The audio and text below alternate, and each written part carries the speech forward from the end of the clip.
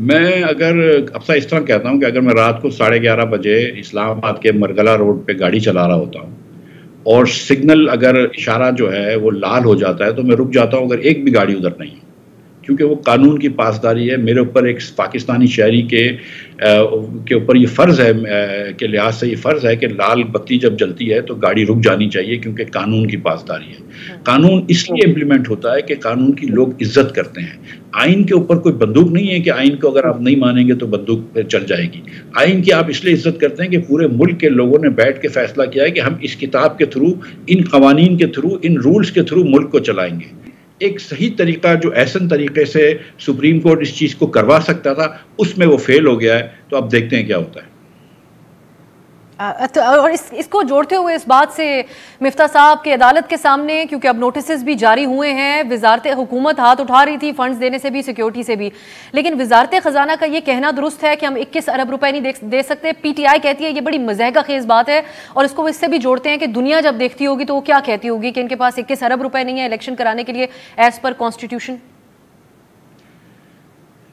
देखिए, मैं फिर वही बात कर रहा हूँ कि 21 अरब रुपए अगर सुप्रीम कोर्ट इसको ऐसे तरीके से चलती, लेकिन आप उधर जाइए कि जहाँ इमरान खान साहब ने एक मरतबा सुप्रीम कोर्ट के ऑर्डर को नहीं माना और वो रेड जोन में आ गए। सुप्रीम कोर्ट ने उनके ऊपर कंटेम्प्ट नहीं किया, कहा कि नहीं पता नहीं उनको फ़ोन मिला है कि नहीं मिला है, उनको मैसेज मिला है कि नहीं मिला है। पूरी दुनिया को पता थी कि सुप्रीम कोर्ट ने क्या फैसला किया है। ऐसा कैसे हो सकता है कि इमरान खान को नहीं पता है? आप क्या अंधे हैं कि आपको नज़र नहीं आता कि इमरान खान को पता है? आपने उनको जाने दिया। इमरान खान साहब के घर पर आप जाते हैं, वो बम मार रहे हैं आपके ऊपर, पेट्रोल बम पुलिस के ऊपर मार रहे हैं, आप उस केस के ऊपर भी इनको सज़ा दे रहे हैं। तो सुप्रीम कोर्ट बायस लग रही है। ये बिल्कुल सही बात है कि इलेक्शन होनी चाहिए। जब सुप्रीम कोर्ट बायस लग रही है तो वो मॉरल स्टैंडिंग खत्म हो जाती है, जिसके तहत आप कानून पे अमल दरामद करते हैं। क्या कर लेंगे अब, मतलब? तो ये मॉरल स्टैंडिंग सुप्रीम कोर्ट ने खोई है, और हमारी कोर्ट जो है उसकी हिस्ट्री भी कोई बहुत अच्छी नहीं है। अगर आप देखें, जस्टिस मुनीर से तमीजुद्दीन खान के केस से लेके आज तक भुट्टो साहब को इन्होंने लटका दिया, तो मतलब ये इनको तो फिर थोड़ा सा और संभाल के चलना चाहिए। जब सुप्रीम कोर्ट वाले ये कहते हैं जज साहिबान कि हमको लेजिस्लेटर्स का वोट नहीं मानते क्योंकि उन्होंने अपना ज़मीर बेचा है, तो भाई आपने कौन से अच्छे फैसले दिए हैं?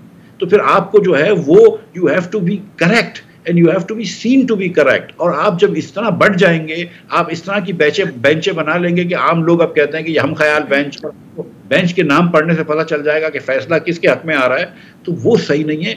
मेरी तो अब भी इल्तिजा मेरे सुप्रीम कोर्ट के मोअज़्ज़िज़ जज साहिबान से है, मैं वकील नहीं हूँ, कि भाई मॉरल प्रेशर आपका जो है वो कम हो जाता है अगर आप आपस में बैठ जाएं और आप ये सब चीज़ें तय कर ले। फिर आप देखिए क्या मजाल है किसी वज़ारत की कि वो बोले हम 20 अरब रुपए नहीं दे सकते। लेकिन आप जो है कानून को इवनली आप उसको इन्फोर्स करें। अगर एक आदमी आपके कवानीन को तोड़ता है तो उसको अगर आप कंटेम्प्ट नहीं करते और दूसरे आदमी को करते हैं तो फिर सवाल उठते हैं।